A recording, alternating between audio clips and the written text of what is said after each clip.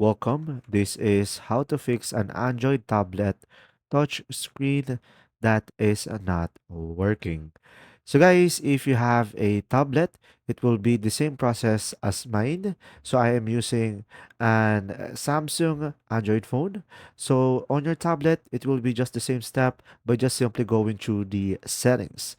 Now on your settings, you could just simply scroll down, and from here, you could just simply go for the display.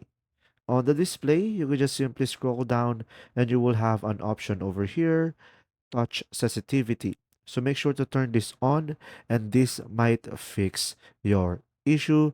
But guys, if it doesn't, some practical ways is you could clean your screen with a soft cloth, and your tablet might be dirty, but if it doesn't, you might have a hardware issues. You may have to contact a customer support for this to be fixed, to fix your phone or replace your screen. There you go.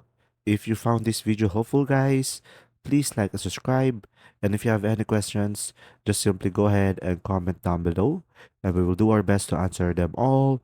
And see you in the next video.